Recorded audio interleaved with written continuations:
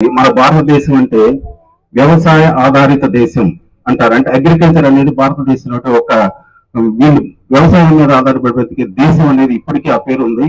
మన అందరికీ అన్నం పెడుతున్న ఆ రైతన్నలను కూడా ఒకసారి తలుచుకొని వాళ్ళందరికీ కూడా ఒకసారి చేద్దాం. ఈరోజు ఇది సంపూర్ణ భారతం. వాళ్ళందరినీ తలుచుకుంటూ ఇక్కడ కులాలకి మతానికి అన్నిటికీ అతీతంగా ఒక చిన్న చిన్న కామెంట్స్ వచ్చినా అది పేరెంట్స్ గురించి చెప్పకూడదు. ఇక్కడ ఏ మతమైనా ఏ కులమైనా అన్ని ఇక్కడ జరుగుతాయి. ఇక్కడ చిన్న డయాస్ మీద యూకేజీ పిల్లలు చేశారు చూడండి, అదే ట్రీట్మెంట్ ఈ స్కూల్లో జరుగుతుంది. ఎందుకంటే ఒక 60% మన దగ్గర ఒక 60 మెంబర్స్ ముస్లిం పిల్లలు ఉన్నారు, మిగతా హిందువులు ఉన్నారు, క్రిస్టియన్ పిల్లలు ఉన్నారు. ఎవరిని కూడా ఎటువంటి మేము డీవియేషన్ తో చూసింది లేదు. కాకపోతే ఏంటంటే నేను హిందువుగా పుట్టాను కాబట్టి నాకు తెలిసిన అమ్మవారు సరస్వతీదేవి కాబట్టి చదువుల తల్లి ఆ పేరు పెట్టుకున్నాను. భరతమాత అంటే ఇష్టం, భారతి రెండింటి కలిసి వస్తున్న పేరు పెట్టాను.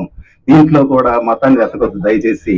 ఇప్పుడు మా పిల్లలు వేరే స్కూల్కి వెళ్తున్నారు, ఒక క్రిస్టియన్ స్కూల్కి వెళ్తున్నారు. వాళ్ళ సింబల్స్ మార్చమంటే ఎలా ఉంటది ఒక్కసారి ఆలోచించండి.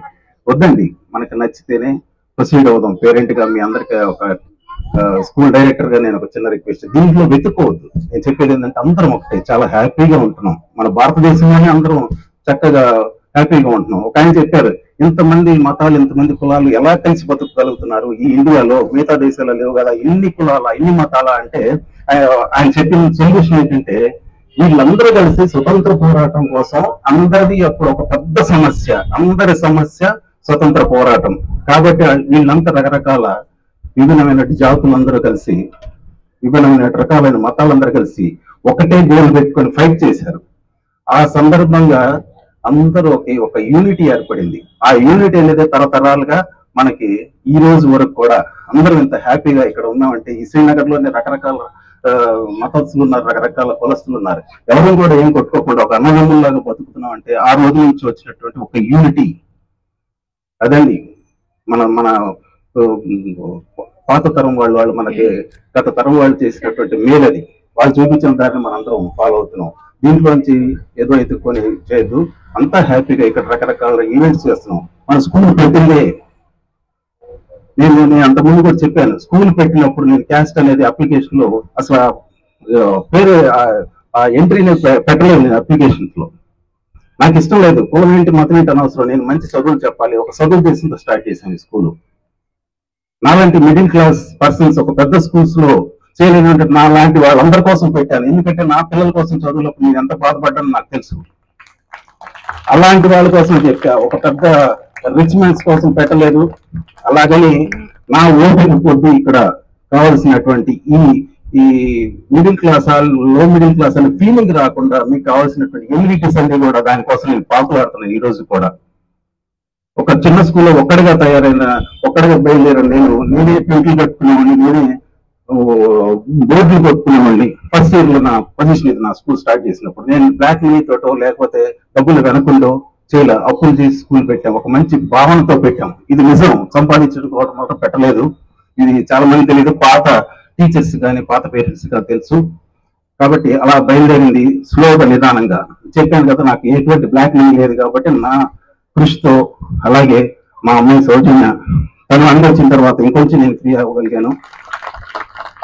ఇలా రకరకాల తను వచ్చిన తర్వాత ఇంకొంచెం స్పీడ్ అయింది స్కూల్. ఎమ్యూనిటీస్ పరంగా నేను చూసుకున్న, అడ్మినిస్ట్రేషన్ పరంగా తను టీచర్స్ రాకపోవటం, వాళ్ళని ఫుల్గా ట్రైన్అప్ చేయటం, పిల్లలకి వాళ్ళకి కావాల్సిన ఇన్పుట్స్, నా భావాన్ని తను పునికి పుచ్చుకొని డాడీకి ఏమి ఇష్టం వీనికి ఈ డిజైన్ తో చేసుకున్నాడు కాబట్టి స్కూల్ ని దీన్ని ఎలాగైనా ముందుకు తీసుకెళ్ళాలి అని తను చాలా కష్టపడి మీ అందరి మనల్ని పొందుతుందని నేను నమ్ముతున్నాను.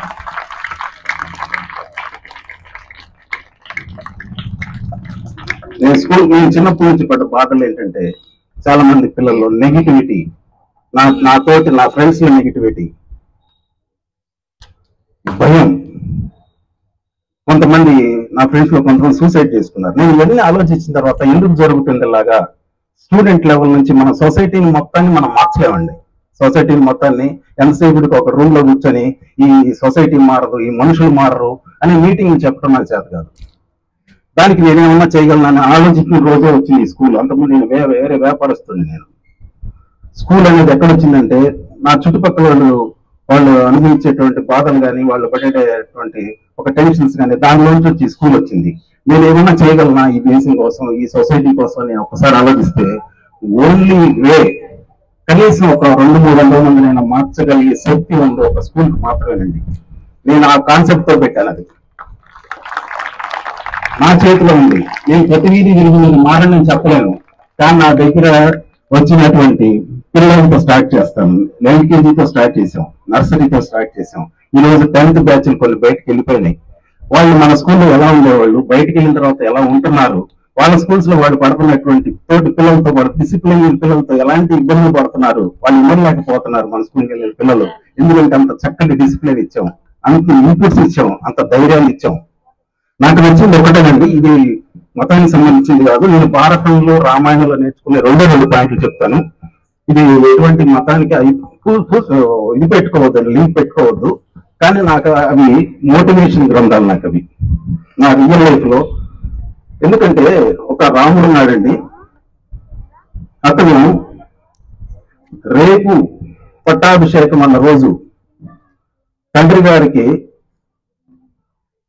ఒక మాట ఇవ్వటం వలన ఆల్ అవుట్ సడన్ గా అడవులకు వెళ్ళిపోయాడు. అంటే ఎలా ఉంటదంటే రేపు పట్టాభిషేకం ఒక పెద్ద హీరో చేస్తున్నాం, ఒక రాజు చేస్తున్నాం అంటే ఆల్ ఆఫ్ సడన్ గా వెళ్ళిపోవటం ఈ రోజు ఏమవుతుందంటే అది పెద్ద పరాధముగా చేసి సూసైడ్ చేసుకుంటారు. అది నచ్చింది నాకు, రాముడి దగ్గర అది నచ్చింది. ఆయన యుగ పురుషుడు, సంపూర్ణ పురుషుడు అంటారు. ఒక క్యారెక్టర్ సైడ్ కానీ, ఒక వీరత్వంలో కానీ అతను మనం అందరం ఆదర్శంగా తీసుకోవాలి. అది హిందూయిజం అనేది పక్కన పెట్టేసింది. ఒక మంచి మోటివేషన్ లెసన్ జరిగినటువంటి ఫీలింగ్ అయితే నాకు వచ్చేది. భారతంలో చూసుకున్నామండి, శ్రీకృష్ణుడు ఉన్నాడు.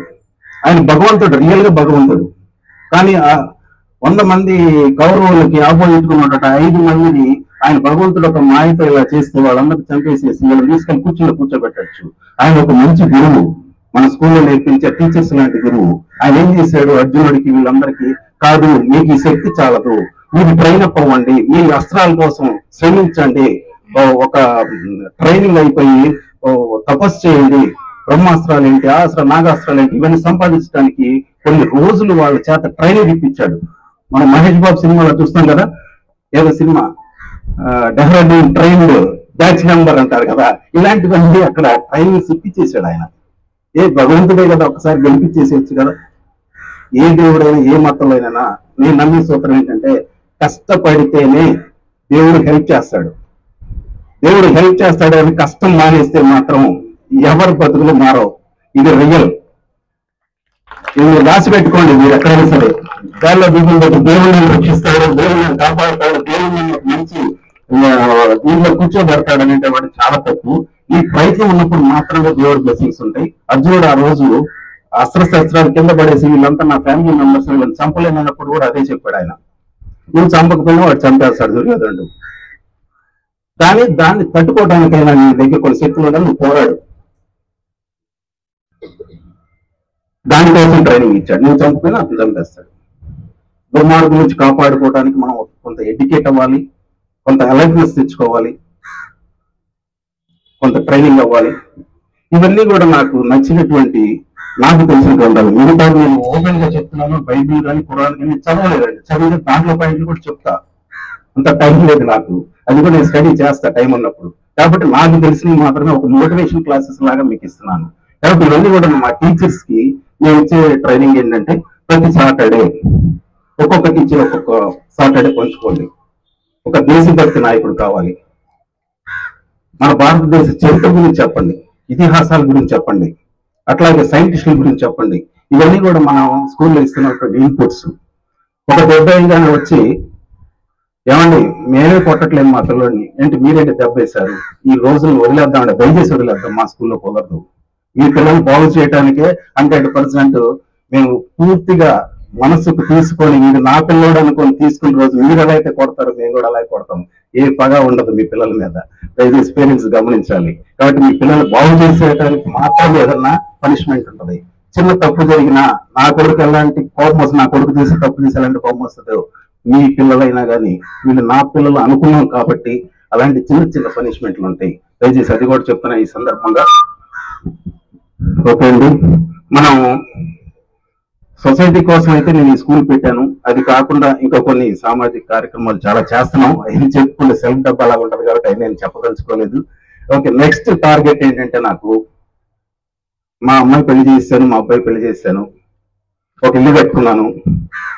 ఓపెన్ చెప్తున్నా, ఇది ఛాలెంజ్ ఇది. ఎందుకంటే మీరు అందరూ ఎంతమంది గుర్తుంచుకోవాలి. ఇంత ఓపెన్ చెప్పాలంటే కొంచెం గుండెలోంచి ఒక ధైర్యం ఉండాలా, ఒక కమిట్మెంట్ ఉంటే నేను చెప్తున్నా.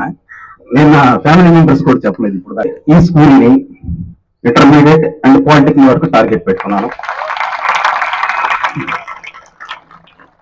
నేను నా స్కూల్ గురించి ఆలోచిస్తున్న టైంలో మొన్న ఎర్లీ మార్నింగ్ మీరు ఎవరు నమ్మరు, నాకు ఇంకేదో చేయాలని ఆలోచిస్తున్నా. ఒక 2 months నుంచి ఆలోచిస్తున్నాను. మా అబ్బాయి పెళ్లి అవ్వబోయే ముందు నుంచి నేను నెక్స్ట్ టార్గెట్ ఏం పెట్టుకోవాలి. నాకు నేను చదువుకున్న high school, government high school నా కళ్ళకి వచ్చిందండి. నమ్ముతారా? అది చాలా దినస్థితిలో ఉందని ఒక మైండ్ లో ఒక అట్లా పిక్చర్ వచ్చింది. ఎమ్మట నేను ఇంటికి వచ్చి ఆ రోజంతా ఆలోచిస్తున్నా, నేను చదువుకున్న స్కూల్కి నేను ఏం చేయలేదు కదా, చేయాలి. అక్కడికి ఏదో చేయాలి, అక్కడ ఏదో ఒక సమ్ డెవలప్మెంట్ కి ఒక పిల్లలకి ఏదో చేయాలి. ముందు ఎంట గెలుద్దాం, తర్వాత రచ్చగెలుద్దాం అన్నట్టుగా ఫస్ట్ నేను చదువుకున్న నా గురువులకి ఒకసారి సన్మానం చేసుకొని, అక్కడ ఏదైనా ఆ స్కూల్ కి చీరాలు పక్కనటువంటి పేరాల నేను చదివిన స్కూల్ ఏఆర్ఎంహెచ్ స్కూల్, ఆ ఏఆర్ఎంహెచ్ స్కూల్ కి నేను ఏదో ఒకటి చేయాలి అని ఒక కమిట్మెంట్ అయితే ఈ ఇటీవల కాలంలో ఒక 3-4 days బ్యాక్ నాకు వచ్చిన కళను బట్టి నేను ఒకటి కమిట్మెంట్ అయ్యానండి. అది మీ అందరికి తెలిసే లోపల చేసేస్తా. నా దగ్గర డబ్బులు లేవు, నా బ్యాంక్ బ్యాలెన్స్ ఇస్తాను, చెక్ చేసుకోండి. కానీ నేను కమిట్ చేసుకుంటే దానికోసం కష్టపడటం నాకు అలవాటు.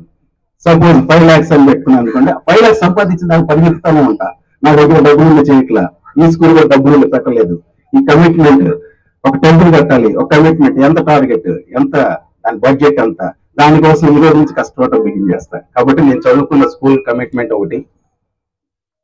నెక్స్ట్ కొంచెం అతిగా ఉంటదేమో, ఒక నా ఫ్రెండ్ నాకన్నా 2 years పెద్ద, అతన్ని వాళ్ళ పిల్లలు, కూతుర్లు, కొడుకులు బయటికి తరిగిస్తే ఒక అనాథాశ్రమం ఉంటున్నారు. నేను చూసి వచ్చాను. అప్పటి నుంచి ఏంటంటే నా ఫ్రెండ్ లాంటి వాళ్ళు కూడా చాలా మంది ఉంటారు ఈ సొసైటీలో. వాళ్ళ కోసం ఏదన్నా ఇంకా దేవుడు నాకు మంచి ఆరోగ్యాన్ని, మంచి శక్తిని ఇవ్వగలిగితే ఒక ఓల్డేజ్ హోమ్ కూడా ప్లాన్ చేసుకున్నాను. ఇవన్నీ మీకు ఎందుకు చెప్తున్నానంటే, మీరు అనొచ్చు దేశం కోసం మనం ఏం చేస్తున్నాం అనే క్వశ్చన్ నేను మిమ్మల్ని వేసినప్పుడు నేనేం చేస్తున్నానో మీకు చెప్పాలి, దానికోసం చెప్తున్నాను అనేది. ఈ కమిట్మెంట్ అందరి ముందు ఏంటంటే తప్పటానికి వీల్లేదు, చెయ్యాలి. కాబట్టి ఏంటంటే దేవుడి దేవుడిన అంత ఆరోగ్యంగా ఉంటే నా సెకండ్ కమిట్మెంట్ అది. ఇప్పుడు అందరం కలిసి ఈ రోజు తీసుకోవాల్సినట్టు కొన్ని కమిట్మెంట్స్ చెప్తున్నాను. నాకు బాగా ఇష్టమైన పిల్లలందరికీ చెప్తున్నానమ్మా, మీరు ఈ రోజు నుంచి, ఈ రోజు ఫ్రైడే, రేపు సాటర్డే, సండే, ఈ 3 days లో నాకు ఒక 3 సినిమాలు చూడాలి. చూస్తారా? చూసి నాకు చెప్పాలి, మండే చెప్పాలి. ఓకే, ఒకటి గాంధీజీ సినిమా ఒకటి ఉంటుంది, చూడండి. ఓకే, 2 మహేష్ బాబు వాళ్ళ ఫాదర్ కృష్ణ గారు అని మీకు ఎవరు తెలియకపోవచ్చు. కృష్ణ గారు ఉన్నారు, ఆయన వాళ్ళకి చాలా ఇష్టమైన హీరో. ఆయన అల్లూరి సీతారామరాజు అని ఒక సినిమా తీశాడు, చాలా అద్భుతంగా ఉంటది. నాకు ఇప్పటికీ ఒక 50 సార్లు చూసినా గానీ ఆ సినిమా చూస్తుంటే మన ఇండియన్స్ ఇంత బాధపడ్డారా, బ్రిటిష్ పాలనలో ఇంత హింసకు గురయ్యారా అని ఒకసారి నాకు గూస్ బంప్స్ వచ్చి అసలు ఇప్పుడు కూడా కొత్తగా అనిపిస్తుంది. ఆ సినిమా ఒకటి చూడండి ఒక రోజు. ఓకేనా? థర్డ్, అది కొంచెం మోడర్న్ గా ఉంటది, ఖడ్గం సినిమా చూడండి. దేశభక్తి ఎట్లా తనకు రావాలి అట్లా తనకు వస్తుంది. ఈ మీరు చూసుకొని మీరు వచ్చి మండే వచ్చి స్కూల్లో క్లాసులో కూర్చోండి, మీ బాధ్యత ఏంటో మీకు తెలిసింది, మన దేశం విలువ తెలుస్తుంది, మన దేశం మీద భక్తి పెరుగుతుంది, అట్లా తల్లిదండ్రుల మీద భక్తి పెరుగుతుంది, గురువుల మీద భక్తి పెరుగుతుంది. ఇలాంటి వాతావరణంలో మీరందరూ కూడా డెఫినెట్ గా ఇక్కడి నుంచి వెళ్ళేటప్పుడు చాలా ఫుల్లీ లోడెడ్ గన్స్ లాగా బయటకు వెళ్తారు. మీ దగ్గర అన్ని అస్త్రాలు ఉంటాయి, గుర్తుపెట్టుకోండి. ఇది నా కోరిక. మా టీచర్స్ అందరికి కూడా ఈ సందర్భంగా అందరికి తెలియాలని చెప్తున్నాను. నా భావన ఇది. దాన్ని ఫుల్ఫిల్ చేసేటటువంటి అదే సినిమా శివాజీ గారు శివాజీ చేసింది. కనబట్టుకుని నడుస్తుంటే పక్కన ఎవరో పట్టుకొస్తూ ఉంటారు, కథ విసిరేస్తాడు శివాజీ గణేష్. అరుణాచలం ఏదో సినిమా, నరసింహ పడేస్తాడు. పడేయంగానే అందరూ అన్నాన్ని పడిపోతూ ఉంటారు పక్కన ఫ్రెండ్స్. ఎట్లా చూస్తారు, చెయ్యి ఇట్లా కెమెరా ఉంటుంది, నాకు ఇంకొక అభ్యర్థం లేదు అంటాడు ఆయన భాషలో. జగ్గి వాయిస్తుంటారు కదా, నాకు ఇంకా తనక్కలేదు. నా కొడుకుని ఆడబట్టాడు కదా, ఇక్కడ నా కూతురు ఉంది. ఓకే, నా డ్రీమ్స్ ఫుల్ఫిల్ చేయడానికి ఒక పవర్ఫుల్ వెపన్ నేను తయారు చేసుకున్నా. అలాగే మీ అందరిని కూడా తయారు చేయాలని తనకు అప్పచెప్పాను. మీ అందరూ కూడా అంత పవర్ఫుల్ గా ఉండాలి, ఎప్పుడు ఎనర్జెటిక్ గా ఉండాలి. ఓకే, నా ఏజ్ ఇప్పుడు 58 కంప్లీట్ 59 లో ఉన్నాను. నేను ఇంకో 10 years చేస్తే నేను చెప్పిన 2 కమిట్మెంట్ ఫుల్ఫిల్ చేసి అందరూ చూపిస్తా టచ్ లో ఉన్న వాళ్ళందరికీ. ఓకే అండి, అలాగే థ్యాంక్ యూ. ఇంకొక 2 కమిట్మెంట్స్ పెట్టుకున్నాం. సినిమాలు 3 సినిమాలు గుర్తున్నాయా? గాంధీ సినిమా, అల్లూరి సీతారామరాజు, ఖడ్గం. ఈ 3 చూసి మండే స్కూల్ రండి ఫ్రెష్ గా. ఓకే, ఇంకొకటి ప్లాస్టిక్ ని ఒకటి మన గవర్నర్ గారు ఆయన ఒక మీటింగ్ పెట్టి ప్లాస్టిక్ నిర్మూలన అంటే ముందు చెప్తున్నారు. కొంచెం మన స్కూల్లో కూడా మన పేరెంట్స్ కూడా చెప్తున్నా ప్లాస్టిక్ కవర్స్ వాడటం మానేద్దామండి. వాళ్ళ క్యారేజీలకు కానీ పిల్లకన్నా కానీ జూట్ బ్యాగ్స్ లాంటివి వచ్చినాయి, అవి వాడండి. ఓకేనా, ఆ ప్లాస్టిక్ తీసేద్దాం. ఇంకోటి మొక్కలు నాటడం అనేది ఇంట్లో కూడా బాగా మొక్కలు నాటడం అనేది ఒక హ్యాబిట్ గా చేసుకుందాం. పిల్లలు కానీ ఇక్కడ ఉన్న పేరెంట్స్ కానీ టీచర్స్ కానీ మీ ఇళ్లలో కూడా మొక్కలు మొక్కలు కనుకోవడం. ఓకేనా, ఓకే. ఈ 2 కమిట్మెంట్స్ 3 కమిట్మెంట్స్ పిల్లలకి. నా కమిట్మెంట్ నేను చెప్పాను, మీ కమిట్మెంట్ మీకు చెప్పాను. ప్రిన్సిపాల్ కి టీచర్స్ కి ఇచ్చే కమిట్మెంట్స్ కూడా చెప్పేశాను. కాబట్టి అందరికీ స్వతంత్ర దినోత్సవ శుభాకాంక్షలు చెప్పుకుంటే ఇంకొకసారి I love you, thank you very much.